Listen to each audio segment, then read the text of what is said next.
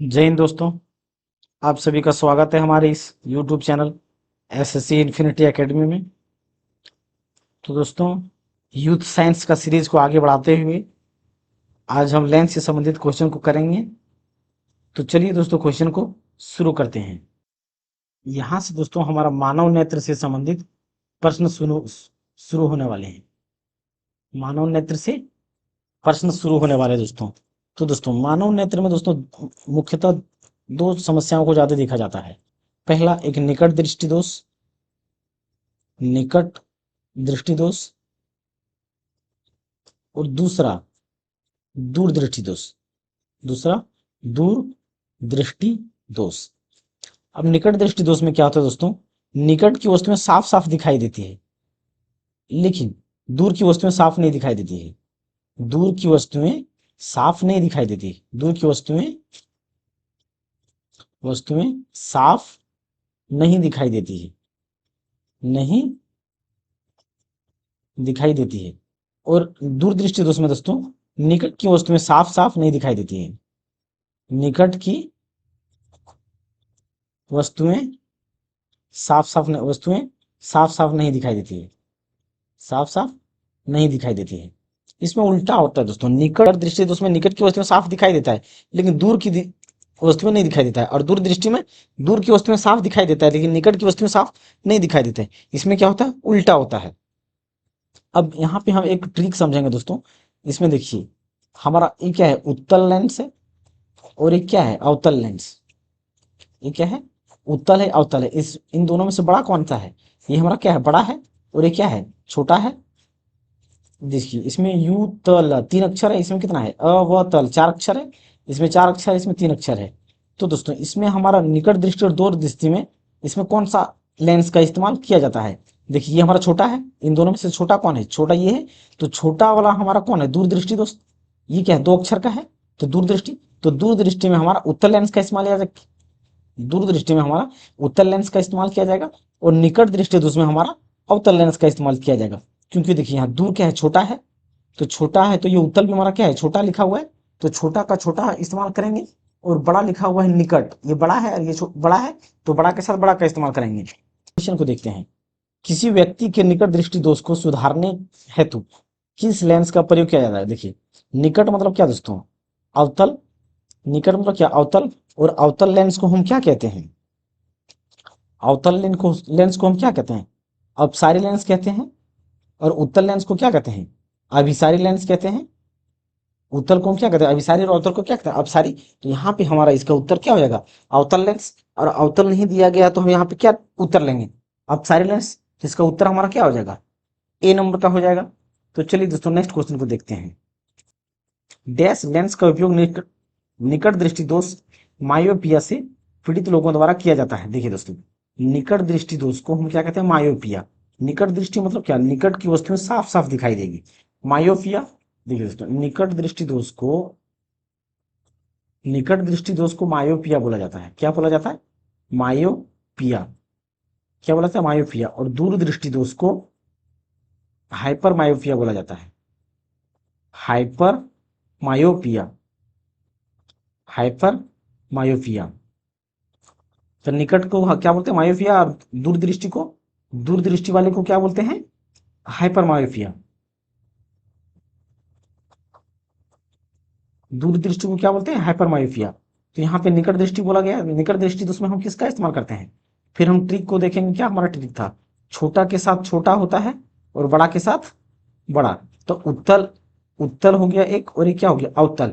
तो छोटा हमारा क्या था, दूरी, दूर दृष्टि दोष, यानी कि दूर दृष्टि दोष। तो दूर के साथ किसका हम इस्तेमाल करते हैं, दूर दृष्टि के साथ उत्तल का।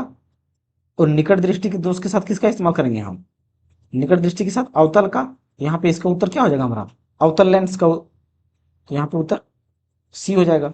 नेक्स्ट क्वेश्चन दोस्तों, यदि किसी व्यक्ति को दूर की वस्तुएं स्पष्ट रूप से दिखाई नहीं देती है, तो उसे कौन सा दृष्टि दोष है, और इसे कैसे सही किया जा सकता है। देखिए दोस्तों, यहाँ पे क्या लिखा गया, दूर की वस्तुएं। तो हम क्या जानते हैं कि जो निकट दृष्टि दोष होता है, निकट दृष्टि दोष में दूर की वस्तु नहीं दिखाई देता है। निकट दृष्टि दोष में दूर की वस्तु क्या होगा, नहीं दिखाई देगा, दूर की वस्तु नहीं दिखाई देगा। और जब दूर की वस्तु नहीं दिखाई देगा तो ये हमारा क्या है, निकट। तो निकट हमारा क्या है, दूर दृष्टि से बड़ा है, यानी कि दूर दृष्टि से बड़ा है, तो यहाँ निकट हमारा क्या होगा, अवतल लेंस का इस्तेमाल करेंगे इसमें। तो अवतल लेंस लगाने के बाद हम यहाँ पे क्या करेंगे, वस्तुओं को आराम से, दूर वाले वस्तुओं को भी देख सकते हैं, दूर वाले वस्तुओं को भी देख सकते हैं। तो यहाँ पे हमारा क्या होगा, निकट इसमें जो आंख में प्रॉब्लम होगा वो कौन सा होगा, निकट दृष्टि दोष, और उसमें इस्तेमाल किसका करेंगे, अवतल लेंस का। तो यहाँ पे हमारा उत्तर क्या हो जाएगा, जिसमें निकट दृष्टि दोष होगा और अवतल लेंस होगा, वही हमारा क्या उत्तर होगा। निकट दृष्टि दोष उत्तल लेंस बिल्कुल नहीं, निकट दृष्टि दोष तो सही है लेकिन उत्तल लेंस का इस्तेमाल करते हैं बिल्कुल नहीं, हम अवतल लेंस का इस्तेमाल करते हैं। तो इसका उत्तर हमारा क्या हो जाएगा, बी नंबर का, निकट दृष्टि दोष और अवतल लेंस का उपयोग करके। तो सही उत्तर बी हो जाएगा। एक विकार जिसमें एक व्यक्ति दूर की वस्तु को स्पष्ट रूप से नहीं देख पाता है। तो हमने क्या देखा था कि जो निकट दृष्टि दोष होता है उसको हम क्या बोलते थे, निकट को हम मायोपिया बोलते थे, निकट को मायोपिया, और दूर दृष्टि दोष को हम क्या बोलते थे, हाइपरमेट्रोपिया, हाइपर हाइपर मेट्रोपिया या तो मायोपिया। तो यहाँ पे हमारा क्या हो जाएगा, दूर की वस्तुओं को स्पष्ट रूप से नहीं देख सकते हैं। जब दूर की वस्तुओं को हम स्पष्ट रूप से नहीं देख सकते हैं तो इसमें कौन सा दोष हमारा होगा, निकट दृष्टि दोष होगा। क्या होगा, निकट दृष्टि दोष होगा। और निकट दृष्टि दोष को हम क्या कहते हैं, मायोपिया कहते हैं। तो इसका उत्तर हमारा क्या हो जाएगा, सी नंबर का हो जाएगा। हाइपरमेट्रोपिया से पीड़ित, हाइपर मतलब क्या दोस्तों, दूर की वस्तुओं को, हाइपरमेट्रोपिया मतलब दूर की वस्तुएं क्या होगा, दूर की वस्तुएं साफ साफ दिखाई देगा और निकट की वस्तुएं क्या होगा, नहीं दिखाई देगा। दूर दृष्टि दोष में क्या होगा, निकट की वस्तुएं साफ साफ नहीं दिखाई देगा। जब निकट की वस्तुएं साफ साफ नहीं दिखाई देगा तो इसमें हम किसका इस्तेमाल करेंगे, उत्तल का इस्तेमाल करेंगे। क्या करेंगे, उत्तल लेंस का। तो यहाँ पे हमारा क्या हो गया, दूर को ही हम हाइपरमेट्रोपिया कहते हैं, जिसका उत्तर हमारा उत्तल लेंस हो जाएगा। जैसे हाइपरमेट्रोपिया में हमने क्या देखा कि हाइपर दूर दृष्टि दोष को हम क्या बोलते हैं, हाइपरमेट्रोपिया, इसको क्या बोलते हैं, हाइपरमेट्रोपिया। और निकट दृष्टि दोष को हम क्या बोलते हैं, मायोपिया। और एक होता है दोस्तों प्रेस बायोपिया। क्या होता है, प्रेस बायोपिया। प्रेस बायोपिया मतलब में क्या होता है दोस्तों, इसमें दोस्तों बाइफोकल लेंस का इस्तेमाल किया जाता है। मतलब प्रेस बायोपिया मतलब दोनों दोस्तों, ना नजदीक का स्पष्ट दिखाई देता है ना दूर का वस्तु स्पष्ट दिखाई देता है, मतलब दोनों नहीं दिखाई देगा। क्या होगा, प्रेस बायोपिया में दोनों वस्तुएं नहीं दिखाई देगा, निकट वाला भी नहीं दिखाई देगा और दूर वाला भी नहीं दिखाई देगा। क्या होगा, निकट भी नहीं दिखाई देगा और दूर भी नहीं दिखाई देगा, दोनों नहीं दिखाई देगा। तो उसको क्या बोलते हैं, प्रेस बायोपिया। जब दोनों नहीं दिखाई देगा दोस्तों, निकट और दूर का, तो इसमें दोनों लेंस का इस्तेमाल करेंगे। हम क्या करेंगे, दोनों लेंस का इस्तेमाल करेंगे। ऊपर क्या करेंगे, हम उत्तल लेंस का इस्तेमाल कर देंगे और नीचे अवतल लेंस का, यानी कि दोनों लेंस का हम इस्तेमाल करेंगे। इसमें क्या करेंगे, दोनों लेंस का, क्योंकि निकट और दूर दोनों नहीं दिखाई देता है तो दोनों लेंस का इस्तेमाल करेंगे। तो एक होता है अबिंदुकता, यह बिंदुकता।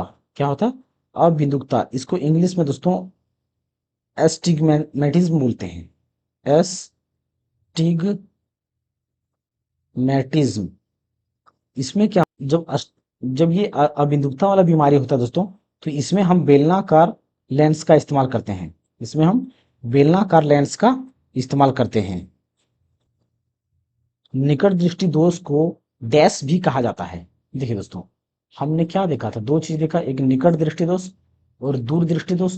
निकट को हम देखिए दोस्तों, हम अगर निकट दृष्टि दोष को हम क्या बोलते हैं, मायो मतलब क्या होता है, मायो मतलब हर कोई माँ के पास रहता है तो उसको हम क्या बोलते हैं, मायो। माँ के पास रहता है तो उसको क्या बोलते हैं, मायो पिया।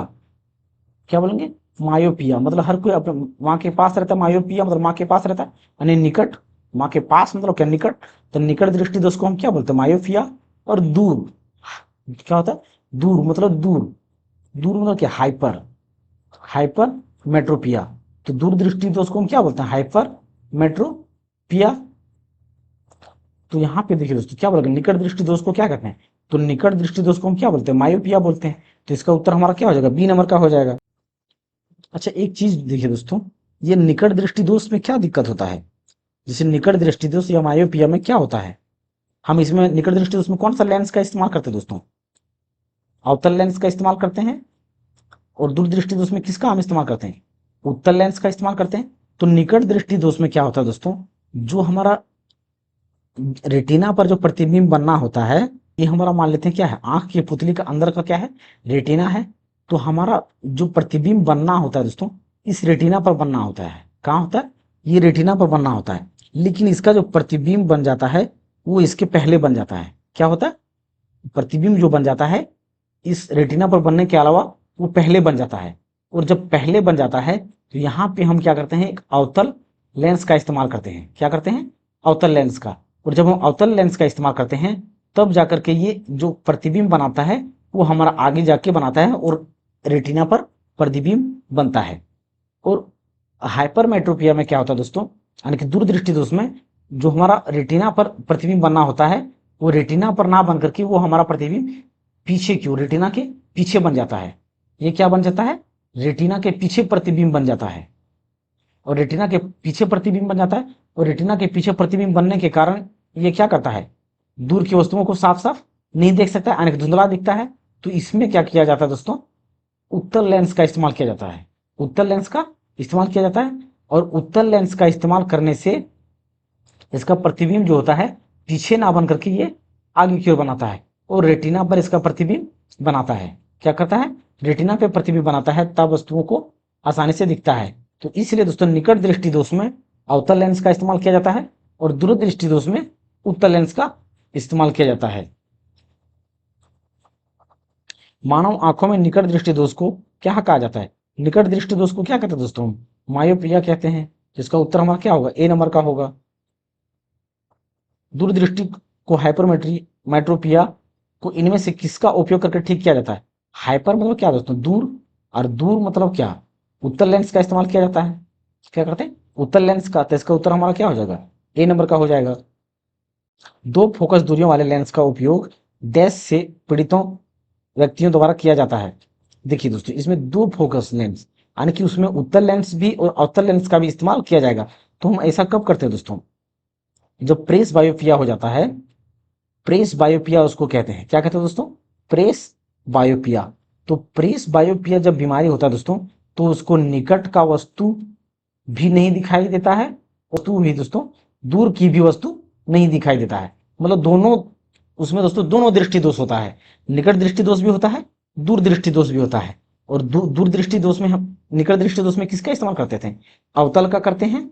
और दूर दृष्टि में किसका करते हैं, उत्तल का। मतलब दोनों लेंस का इस्तेमाल हमारा प्रेस बायोपिया में कहते हैं। तो उसमें क्या था हमारा, निकट दृष्टि दोष और दूर दृष्टि दोष। और निकट दृष्टि दोष को हम क्या कहते हैं, मायोपिया कहते हैं। क्या कहते हैं, मायोपिया। और दूर दृष्टि दोष को क्या कहते हैं, हाइपर मेट्रोपिया। क्या कहते हैं, हाइपर मेट्रोपिया। तो इसका उत्तर हमारा कौन सा हो जाएगा, ए नंबर का हो जाएगा। क्या हो जाएगा, ए नंबर का। क्योंकि दोनों बीमारी होता है उसमें, तो जिसकी वजह से हमें दोनों फोकस का इस्तेमाल किया जाता है। या बिल्कुल गलत दोस्तों, या दे दिया मतलब कि या तो ए बीमारी होगा या तो एक होगा, मतलब दोनों में से एक। तो दोनों में से एक होगा तो सिर्फ एक का इस्तेमाल करेंगे। अगर मायोपिया होगा तो हम उसको अवतल लेंस का इस्तेमाल करेंगे, और हाइपरमेट्रोपिया होगा तो उत्तल लेंस का इस्तेमाल करेंगे। तो इसका उत्तर हमारा ए नंबर का हो जाएगा। मानव आंख में मौजूद डैश अंडाकार स्थान सर्वोत्तम दृष्टि क्षेत्र होता है। देखिए दोस्तों, जो मानव की आंखें होता है उसमें जो सर्वोत्तम अंडाकार जो होता है ना दोस्तों, मतलब अच्छी सबसे उचित जब दिखना होगा, जब वस्तु को जब रखा जाएगा तो स्पष्ट रूप से दिखाई देगा, तो वो हमारा पीला अंडाकार स्थान होता है। क्या होता है, पीला अंडाकार होता है, जहां से हमारा सर्वोत्तम दृष्टि क्षेत्र होता है वो।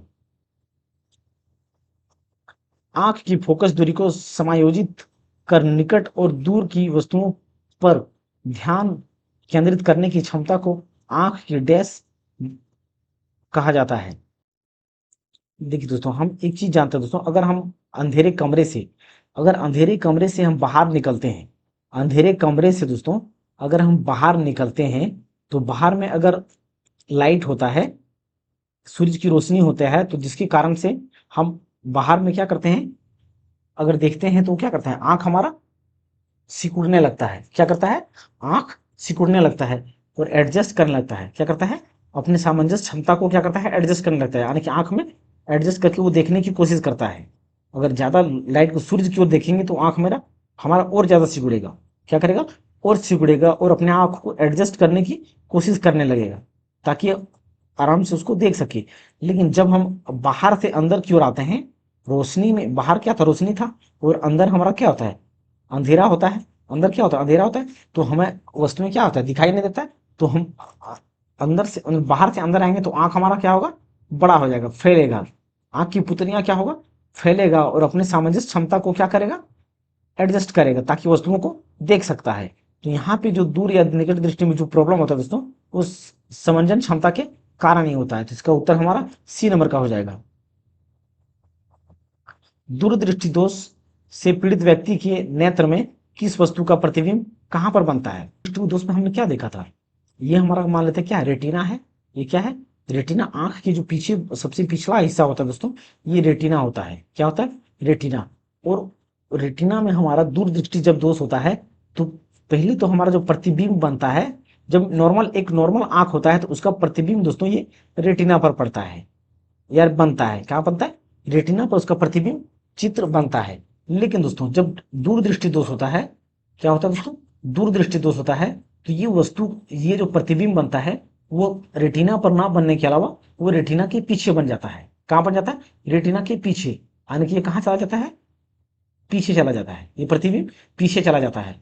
तो उसमें हम क्या करते हैं, जब दूरदृष्टि दोष होता है तो उसमें हम उत्तल लेंस का इस्तेमाल करते हैं। क्या करते हैं, उत्तल लेंस का इस्तेमाल करते हैं। तो उत्तल लेंस का इस्तेमाल करने से वस्तु को जो पीछे बनता था उसको एडजस्ट कर करके वो हमारा रेटिना पर उसका प्रतिबिंब बनाता है। क्या करता है, रेटिना पर उसका हमारा प्रतिबिंब बनाता है। तो इसका उत्तर हमारा क्या हो जाएगा, सी नंबर का हो जाएगा। लेकिन दोस्तों अगर निकट दृष्टि दोष होता है, तो निकट दृष्टि दोष में क्या होता है कि उसका प्रतिबिंब कहां पर बनना होता है, प्रतिबिंब बनना चाहिए रेटिना पर, लेकिन रेटिना पर ना बनने के अलावा वो प्रतिबिंब क्या होता है, रेटिना से आगे बन जाता है। क्या होता है, रेटिना से आगे बन जाता है। क्या कहेंगे दोस्तों इसमें, अवतल दर्पण का, अवतल लेंस का दोस्तों, इसमें अवतल लेंस का इस्तेमाल कर करके इसका जो प्रतिबिंब आगे बनता था उसको शिफ्ट किया जाता है रेटिना पर, ताकि वस्तु को आराम से देख सके। दूर दृष्टि दोष में उत्तल लेंस का और निकट दृष्टि दोष में अवतल लेंस का इस्तेमाल किया जाता है। प्रकाश आंख में डैश से प्रवेश करती है। जो आंख, देखिए दोस्तों, आंख जो होता है दोस्तों, आंख में हमारा जो लाइट प्रवेश करता है वो कॉर्निया के थ्रू से जाता है। किसके थ्रू से दोस्तों, कॉर्निया के थ्रू से जाता है। तो इसका उत्तर हमारा दोस्तों बी नंबर का हो जाएगा। प्रकाशिक तंत्र या ऑप्टिकल इंस्ट्रूमेंट, मतलब देखिए दोस्तों, इसमें हम प्रकाशिक अंतर में या इंस्ट्रूमेंट जो मशीनें होती हैं, तो लाइट से संबंधित हमारा जो होता है दोस्तों, उसमें कैसा कैसा इस्तेमाल किया जाता है, क्या इस्तेमाल किया जाता है, उन सभी से प्रश्न को हम करेंगे। रोशनी के लिए साधारण बल्ब की जगह एलईडी और सीएफएल इसकी वजह से ले रहे हैं। देखिए दोस्तों, पहले हमारा जो 100 वाट का बल्ब होता है, जो 100 वाट का बल्ब होता है दोस्तों, वो लाल कलर का जो बल्ब होता है, ये क्या करता है, लाइट भी हमारा क्या करता है, कम देता है। लाइट क्या करता है, कम देता है। और ये क्या करता है, ऊर्जा भी अधिक खपत करता है। क्या करता है, ऊर्जा का भी अति अधिक खपत करता है। लेकिन मतलब सीएफएल और एलईडी बल्ब जो होता है दोस्तों, वो 15 से 20 वाट का ही खपत में दोस्तों, ये 15 से 20 वाट का ही खपत में दोस्तों, ये क्या करता है, लाइट क्या करता है, अधिक देता है। ये लाइट क्या करता है, लाइट अधिक देता है, और ऊर्जा भी कम खपत करता है। ये क्या करता है, ऊर्जा भी कम खपत करता है। मतलब सीएफएल और जो एलईडी होता है उसमें इफिशियंसी क्या होता है, अधिक क्षमता होता है। मतलब कम ऊर्जा लेकर के अधिक ऊर्जा देने का काम करता है। क्या करता है, कम ऊर्जा लेकर के अधिक ऊर्जा देने का काम करता है। तो उसमें क्या होता है, ऊर्जा दक्षता होता है, या एनर्जी इफिशियंसी होने के कारण क्या करता है, एनर्जी इफिशियंसी अधिक होने के कारण। तो इसका उत्तर हमारा क्या हो जाएगा, ए नंबर का हो जाएगा। इनमें से किस उपकरण में केवल उत्तल लेंस का प्रयोग होता है। देखिए दोस्तों, हम क्या जानते हैं, जो ये कार हेडलाइट में जो हमारा होता है, कार हेडलाइट में हम क्या करते हैं, अवतल दर्पण का इस्तेमाल करते हैं। हमने पिछले क्लास में क्या, हम लोगों ने पिछले क्लासों में पढ़ चुके हैं, कार का हेडलाइट होता है उसको, उसमें किसका, अवतल दर्पण का इस्तेमाल करते हैं। और फ्लैश लाइट में भी जो होता है दोस्तों, उसमें भी हम अवतल दर्पण का इस्तेमाल करते हैं। क्या करते हैं, अवतल दर्पण का इस्तेमाल करते हैं। लेकिन जो माइक्रोस्कोप होता है दोस्तों, माइक्रोस्कोप, माइक्रो मतलब क्या होता है, छोटी वस्तुओं को बड़ा करके देखना। माइक्रोस्कोप मतलब क्या, जो छोटी वस्तु है उसको बड़ा करके देखना। तो जब छोटी वस्तु को बड़ा करेंगे तो हम क्या देख रहे थे, जो लेंस हमारा था उत्तल लेंस में जब भी वस्तु को रख रहे थे, मतलब जितना नजदीक में रख रहे थे, फोकस से जितना नजदीक में हम वस्तु को रख रहे थे, उतना ही हमारे वस्तु का प्रतिबिंब क्या बन रहा था, बड़ा बन रहा था। क्या कर रहा था, बड़ा बन रहा था। तो हमारा प्रतिबिंब क्या करेगा, बड़ा किस में बनेगा, उत्तल लेंस में। क्या होगा, उत्तल लेंस में। तो माइक्रोस्कोप में ही दोस्तों जो लेंस का इस्तेमाल किया जाता है वो उत्तल लेंस का इस्तेमाल किया जाता है। तो इसका उत्तर हमारा सी नंबर का हो जाएगा। थिएटर में 3D फिल्में देखते हुए हमें विशेष चश्मे पहनने होते हैं क्योंकि, देखिए दोस्तों, 3D फिल्में देखने के लिए, देखिए उसमें जो 3D फिल्म बनता है दोस्तों, 3D फिल्म जब बनाया जाता है तो उसमें दोस्तों अनेक प्रकार का इफेक्ट डाला जाता है। क्या किया जाता है, अनेक प्रकार का इफेक्ट, कलर, क्या करता है तो अनेक प्रकार का इफेक्ट और कलर डाला जाता है, जो मनुष्य नंगी आंखों से या खुली आंखों से नहीं देख सकता है। मनुष्य खुली आंखों से नहीं देख सकता है। क्या करेगा, वो खुली आंखों से नहीं देख सकता है। ये सारे इफेक्ट और कलर को देखने के लिए जो ऐसा महसूस होगा चश्मा लगाने से, 3D फिल्म देखते समय चश्मा लगाने से वो ऐसा प्रतीत होता है कि ये सारी घटनाएं हमारे पास घटित हो रहा है। क्या हो रहा है, सारी की सारी घटनाएं हमारे पास घटित हो रहा है। इसीलिए 3D फिल्म को दिखाने के लिए चश्मे का इस्तेमाल किया जाता है। चश्मे हमारी बाईं और दाईं आंखों को विभिन्न छवियों को देखने की अनुमति देते हैं। बिल्कुल गलत।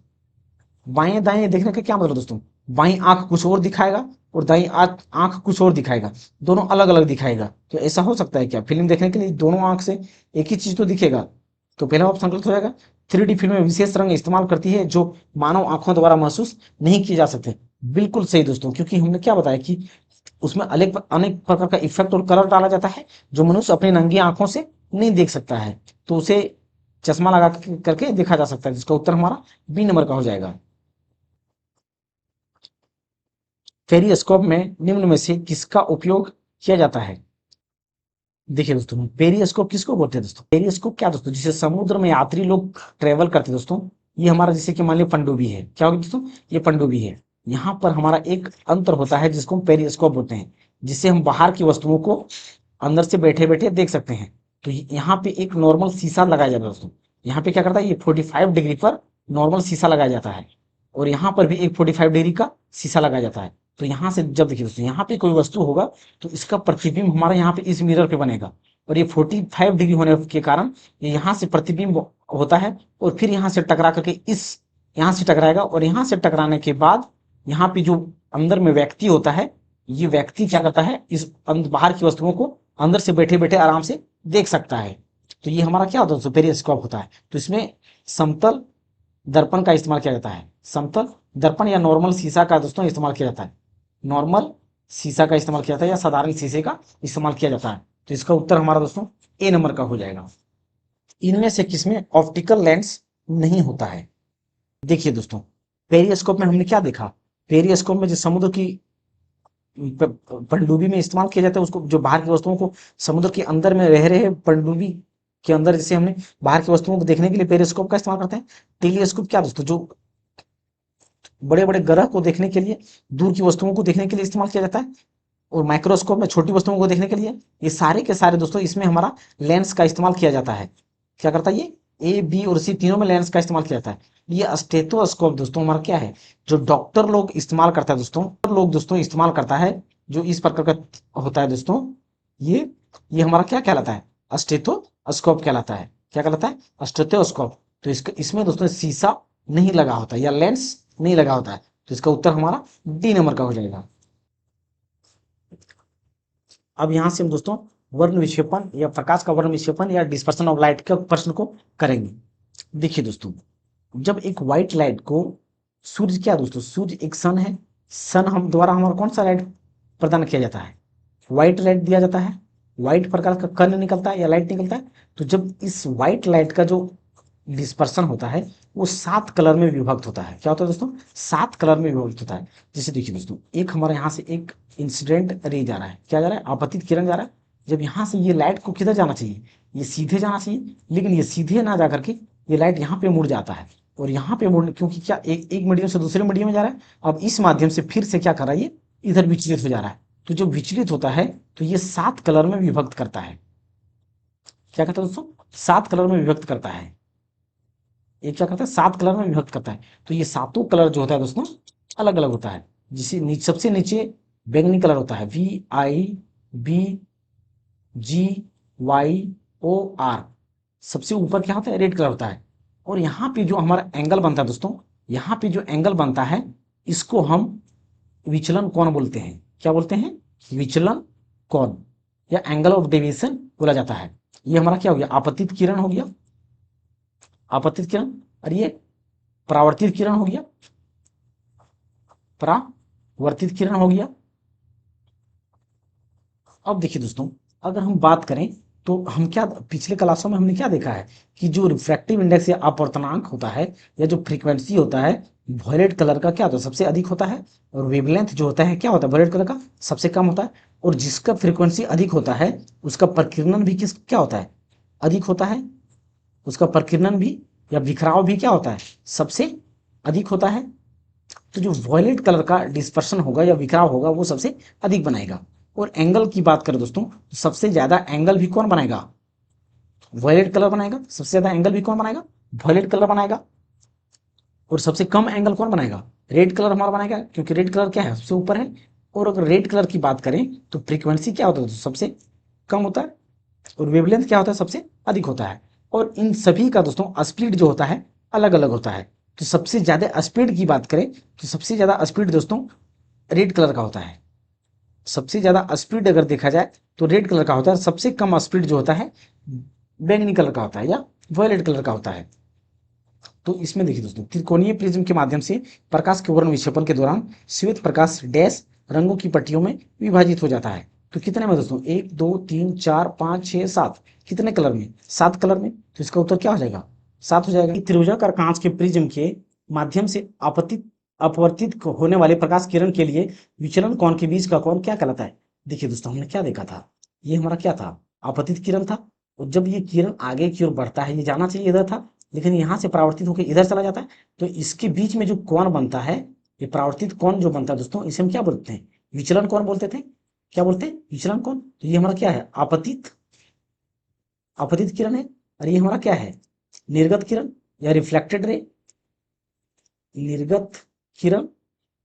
ये क्या है, निर्गत किरण। तो इसका उत्तर हमारा क्या हो जाएगा, आपतित किरण और आपतन बिंदु बिल्कुल गलत। अपवर्तित किरण और निर्गत किरण बिल्कुल गलत।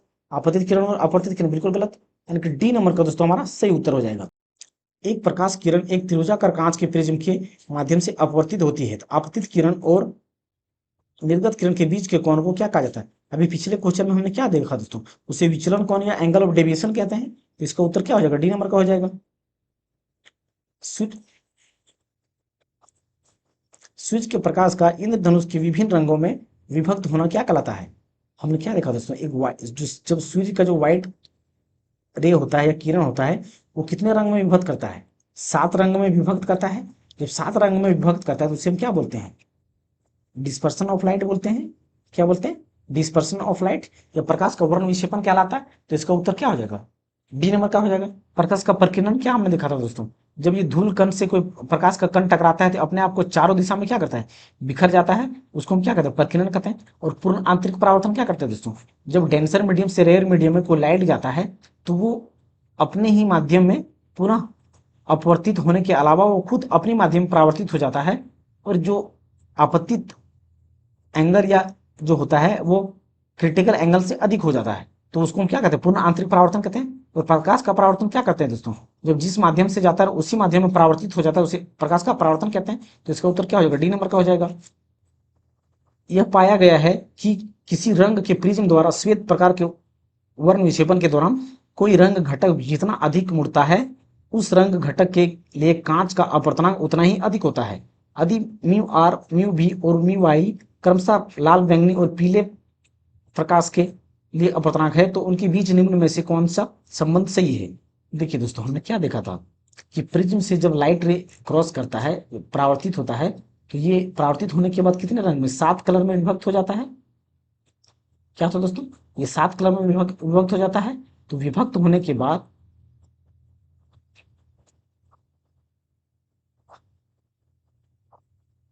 विभक्त होने के बाद ये सबसे अधिक विचलन को, देखिए दोस्तों, अगर विचलन की बात करें तो ये हमारा इधर जा रहा है और जाना किधर था, इस लाइन से जाना था, ये था। तो सबसे अधिक दूर कौन सा है, ये वॉयलेट कलर है। देखिए कितना दूर गया, सबसे दूर है। और सबसे कम दूर किसका है, सबसे कम एंगल कौन बना रहा है, रेड कलर हमारा बना रहा है। ये मात्र इतने ही एंगल बना रहा है, लेकिन वॉयलेट कलर कितना बना रहा है, सबसे अधिक एंगल बना रहा है। तो जो जितना अधिक एंगल बनाएगा, यानी कि उसका जो रिफ्रैक्टिव इंडेक्स होगा वो सबसे अधिक होगा। यानी कि वॉयलेट कलर का रिफ्रैक्टिव इंडेक्स क्या है, अधिक है। रिफ्रैक्टिव इंडेक्स अधिक होने के कारण इसका क्या है, प्रकीर्णन भी, या प्रकीर्णन, और रेड कलर का दोस्तों सबसे कम प्रकीर्णन होता है। क्या होता है, सबसे कम प्रकीर्णन होता है। रेड कलर का क्या होता है, सबसे कम, क्योंकि इसका जो रिफ्रैक्टिव इंडेक्स या अपवर्तनांक होता है सबसे कम होता है। यानी कि जो वॉयलेट कलर है इसका फ्रीक्वेंसी भी क्या होता है, अधिक होता है, और वेवलेंथ क्या होता है, कम होता है। और जो रेड कलर का फ्रीक्वेंसी होता है सबसे कम होता है, और वेवलेंथ क्या होता है, सबसे अधिक होता है। तो जिसका जितना अधिक फ्रीक्वेंसी होता है उसका प्रकीर्णन और रिफ्रैक्टिव इंडेक्स उतना अधिक होता है। तो सबसे ज्यादा यहाँ पे कौन है, वॉयलेट कलर का। तो सीरीज को अगर देखें तो म्यू व्यू के अनुसार, यानी कि यहाँ पे जो बोला गया है, बैंगनी कलर का जो प्रकीर्णन होगा या रिफ्रैक्टिव इंडेक्स होगा सबसे अधिक होगा। तो बैंगनी कलर के बाद इंडिगो का होगा, फिर वॉयलेट का होगा, फिर ग्रीन कलर का होगा, फिर येलो कलर का। तो यहाँ हमारा क्या आ गया, येलो या पीला। तो उसके बाद हमारा क्या हो जाएगा दोस्तों, येलो कलर का हो जाएगा। उसके बाद जो अंतिम में क्या हमारा, रेड कलर। तो सबसे कम हमारा रिफ्रैक्टिव इंडेक्स किसका होता है, रेड कलर का होता है। तो इसका उत्तर हमारा क्या हो जाएगा, बी नंबर का हो जाएगा। श्वेत प्रकाश का कांच के प्रिज्म में प्रवेश करते ही 7 घटकों में विभाजित होता है, डैश कहलाता है। तो हम क्या जानते हैं दोस्तों, इसको प्रकाश का वर्ण विक्षेपण कहलाता है। तो इसका उत्तर क्या हो जाएगा, बी नंबर का हो जाएगा। प्रिज्म द्वारा इनमें से किस रंग की प्रकाश की किरण का विचरण अधिकतम होता है। तो हमने क्या देखा था दोस्तों, जो बैंगनी कलर था वो सबसे अधिक डेविएट हो रहा था और सबसे ज्यादा एंगल बना रहा था, सबसे अधिक कौन भी बना रहा था। तो इसका उत्तर कौन क्या हो जाएगा हमारा, डी नंबर का। और सबसे कम एंगल कौन बना रहा था, हमारा रेड कलर का बना रहा था। लेकिन सबसे कम यहाँ पे पूछा गया है, सबसे अधिक एंगल पूछा गया या विचरण पूछा गया है। तो इसका उत्तर हमारा क्या हो जाएगा, डी नंबर का हो जाएगा। एक एक श्वेत प्रकाश पुंज किसी त्रिभुजाकार कांच के प्रिज्म के माध्यम से वर्ण विक्षेपित होकर 7 रंगों के एक पट्टिका निर्मित करता है, इनमें से कौन सा कथन सही है। लाल रंग घटक का अपवर्तनांक न्यूनतम होता है, बिल्कुल सही दोस्तों। हमने क्या देखा था, जब प्रिज्म की बात करें तो ये हमारा जाना इधर चाहिए था, लेकिन ये परावर्तित होकर इधर जाता है। तो जो सबसे ऊपर हमारा था रेड कलर होता है, और सबसे नीचे कौन था, वॉयलेट कलर। तो इसके बीच में अगर देखा जाए तो यहाँ पे जो एंगल बनता है इसके तुलना में कम बनता है, यानी कि कम विचलित होता है। यानी कि जिसका कम विचलन होगा उसका रिफ्रैक्टिव इंडेक्स भी क्या होता है, कम होता है। और जिसका अधिक विचलन होगा उसका रिफ्रैक्टिव इंडेक्स क्या होता है, अधिक होता है। तो रेड कलर का जो अपवर्तनांक होता है वो सबसे कम होता है और विचलन भी कम होता है। तो यहाँ पे हमारा ये पहला कथन जो बोला गया है बिल्कुल सही बोला गया है। बैंगनी रंग घटक का विचलन न्यूनतम होता है, बिल्कुल गलत दोस्तों। सबसे अधिक विचलन अगर होता है किसी का तो वो बैंगनी कलर का होता है। कांच में श्वेत प्रकाश के सभी घटकों की चाल समान होती, बिल्कुल गलत दोस्तों। अगर चाल समान होती तो जो भी किरणें हमारा जो विचलित होता है वो एक समान होता, क्या होता, एक समान होता है। लेकिन गति अलग अलग होने के कारण ये विचलित अलग अलग होता है। तो रेड कलर का जो स्पीड हो जाएगा वो क्या हो जाएगा, सबसे अधिक होगा। क्या होगा, सबसे अधिक होगा। और सबसे कम स्पीड किसका हो जाएगा, बैंगनी कलर का। सबसे कम स्पीड हो जाएगा बैंगनी कलर का। तो इसका उत्तर हमारा क्या हो जाएगा, केवल एक नंबर सही है, तो ऑप्शन ए हमारा सही हो जाएगा। जब श्वेत प्रकाश की पतली किरण को प्रिज्म से गुजारा जाता है तो प्रकाश डैश, यानी कि वर्ण विक्षेपित उसको कहते हैं दोस्तों हम। डैश रंग का विचलन सबसे कम होता है। तो देखिए दोस्तों, हम क्या जानते हैं, जो रेड कलर का विचलन हो रहा था वो क्या हो रहा था हमारा, सबसे कम हो रहा था। और सबसे अधिक अगर किसी का हो रहा था वो किसका हो रहा था, वॉयलेट कलर का हो रहा था। तो यहाँ पे हमारा उत्तर क्या हो जाएगा, डी नंबर का हो जाएगा। सूरज की रोशन को उसके संघटक रंगों में कौन विभाजित करता है। देखिए दोस्तों, हमने क्या देखा, जब प्रिज्म में व्हाइट लाइट को पास किया जाता है तो वो कितने रंग में जाता है, 7 कलर में विभक्त होता है। तो किसके द्वारा किया जाता है, प्रिज्म द्वारा। तो इसका उत्तर हमारा क्या हो जाएगा, सी नंबर का हो जाएगा।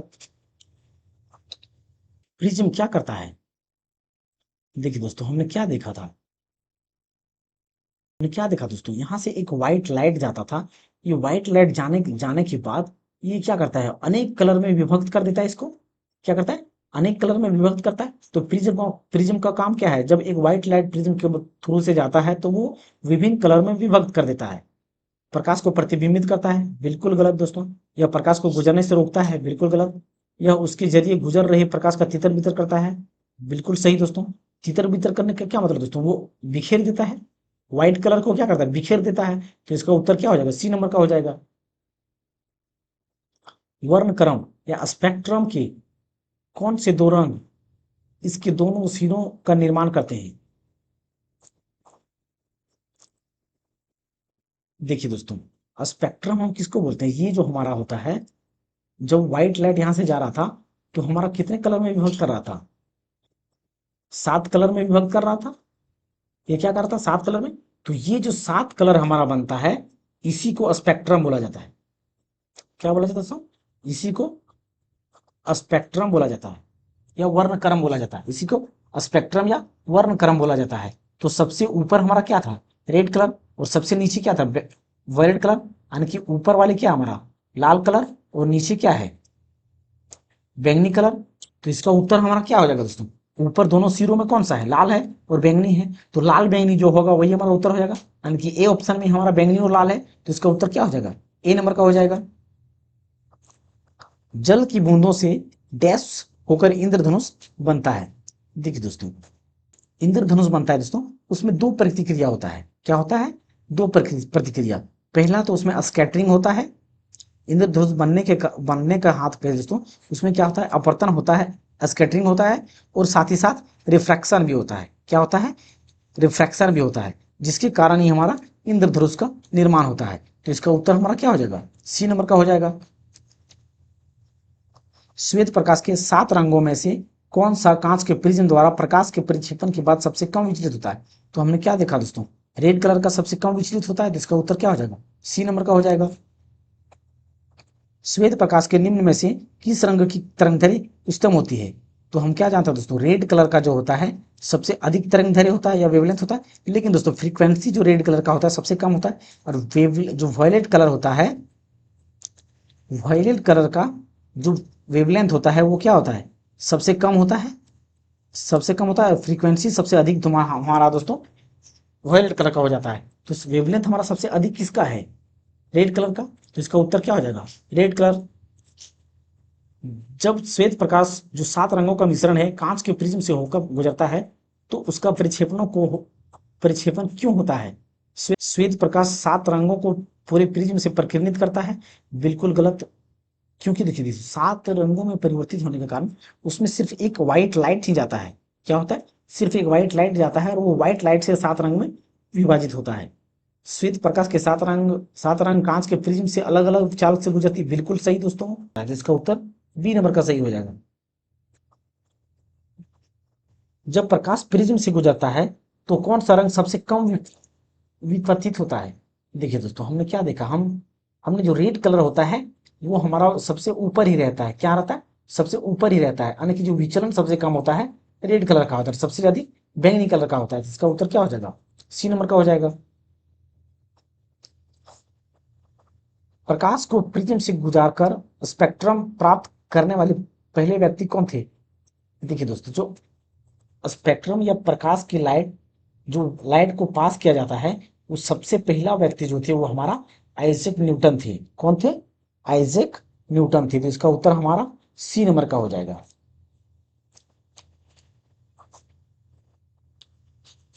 आई होप दोस्तों आप सभी को ये वीडियो अच्छा लगा होगा और हेल्पफुल हुआ होगा। अगर दोस्तों ये वीडियो आपको अच्छा लग रहा हो, समझ में आ रहा हो, तो दोस्तों हमारा चैनल को सब्सक्राइब अवश्य करें, और साथ ही साथ दोस्तों लाइक और शेयर भी करें। धन्यवाद दोस्तों।